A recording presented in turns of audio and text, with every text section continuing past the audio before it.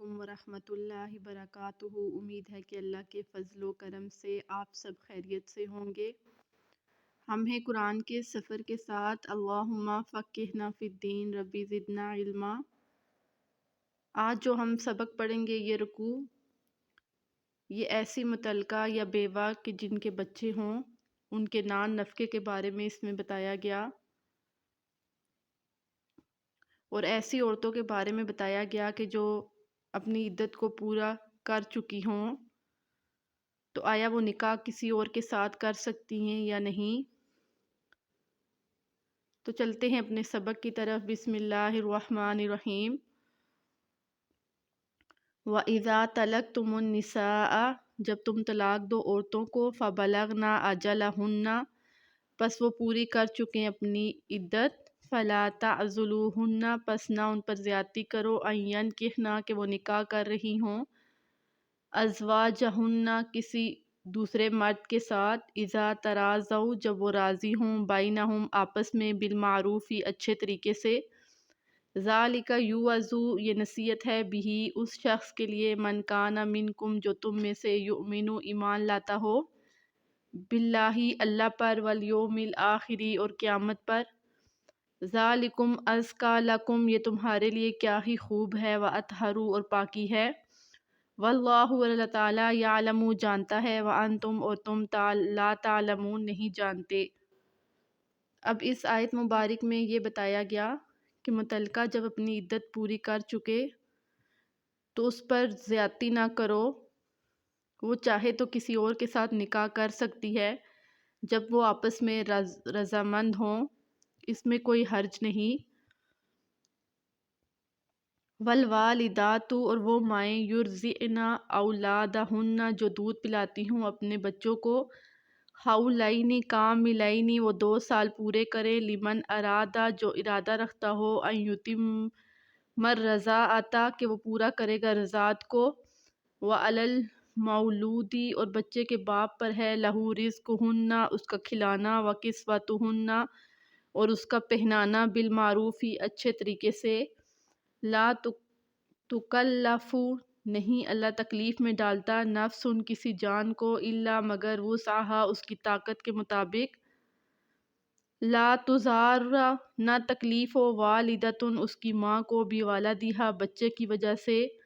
ولا مولود، اور نہ باپ کو، لہو، بولدہا، اس کے بچے کی وجہ سے،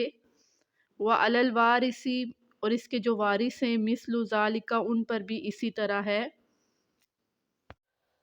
وَإِنْ أَرَادَا، اگر ارادہ کریں، فِصَالًا، چھڑانے کا، عَنْ تَرَاضٍ مِّنْهُمَا، راضی ہوں آپس میں، وَتَشَاوُرٍ، اور مشورے سے،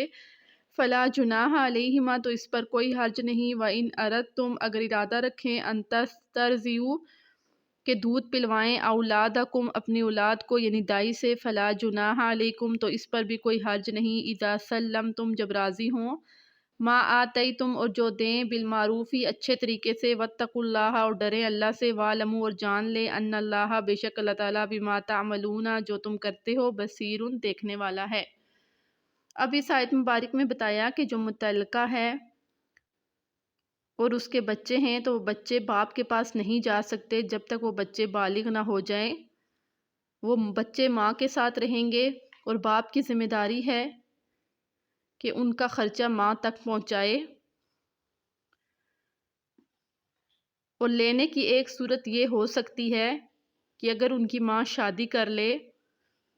اور باپ کو ڈر ہو کہ بچے کہیں اور نہیں رہ سکتے، تو اس صورت میں لے سکتا ہے، اس کے علاوہ لینے کی کوئی گنجائش نہیں۔ پھر بتایا گیا کہ اگر اجرت دے کر دودھ اپنے بچوں کو پلوائے تو اس میں کوئی حرج نہیں، اس صورت میں کہ اجرت دے دی جائے۔ جو آیت مبارک ہے، وَعَلَى الْوَارِثِ مِثْلُ ذَلِكَ، کہ باقی جو وارث ہیں ان پر بھی، اس آیت کا مطلب یہ ہے کہ اگر کوئی مرد فوت ہو گیا اور اس کے بیوی اور بچے ہیں، تو جس طرح شوہر اپنی زندگی میں بیوی بچوں پر خرچ کرتا تھا، اسی طرح شوہر کے بعد شوہر کے ماں باپ کی ذمہ داری ہے کہ وہ بیوی بچے کا نان نفقہ پورا کریں، جس طرح وہ خود کھاتے ہیں اس طرح انہیں کھلائیں، جس طرح وہ خود پہنتے ہیں اس طرح انہیں پہنائیں۔ اور شوہر کے بھائیوں پر ہے، یعنی والدین کے بعد نان نفقہ جو خرچہ ہے وہ شوہر کے بھائیوں پر ہے کہ جس طرح وہ خود کھائیں پئیں اسی طرح وہ اس کی بیوی اور بچوں کو کھلائیں پلائیں۔ پھر اس کے بعد اللہ رب العزت نے فرمایا والذین اور وہ لوگ یتوفون جو چھوڑ جاتے ہیں منکم تم میں سے، وَيَذَرُونَ أَزْوَاجًا اور پیچھے رہ جاتی ہیں ان کی بیویاں، یتربصن وہ روکے رکھیں بِأَنفُسِہِنَّ اپنے آپ کو، أَرْبَعَةَ أَشْهُرٍ وَعَشْرًا 4 مہینے 10 دن، فَإِذَا بَلَغْنَ پس جب پوری ہو جائے أَجَلَہُنَّ ان کی عدت، فَلَا جُنَاحَ پس کوئی حرج نہیں علیکم تم پر، فی ما فعلنا جو بھی تم کرو، فی انفسہن اپنے جی میں، بالمعروف اچھے طریقے سے، واللہ اللہ تعالیٰ بما تعملون جو تم کرتے ہو خبیر خبر رکھنے والا ہے۔ اب اس آیت مبارک میں بتایا گیا کہ جن عورتوں کے شوہر دنیا سے چلے جاتے ہیں اس حال میں کہ وہ بیوہ ہو جاتی ہیں، تو اللہ نے ان کو اختیار دیا ہے کہ چاہے تو وہ نکاح کر لیں اور چاہے وہ اپنی مرضی کے مطابق زندگی بسر کریں، کیونکہ حدیث شریف کا مفہوم ہے کہ نبی کریم صلی اللہ علیہ وسلم نے فرمایا کہ قیامت کے دن کچھ عورتوں کی جماعت مجھ سے بھی آگے جا رہی ہوگی، تو میں کہوں گا کہ اے اللہ یہ ایسی کون سی جماعت ہے جو اپنے نبی کو پیچھے چھوڑ کر آگے جا رہی ہے،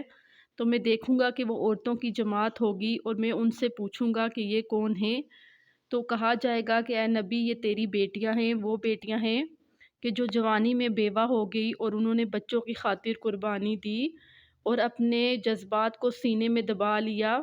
اور اپنے بچوں کی خاطر دوسری شادی نہیں کی، تو آج کے دن وہ اپنے نبی کریم صلی اللہ علیہ وسلم سے بھی آگے ان عورتوں کی جماعت جنت میں جائے گی۔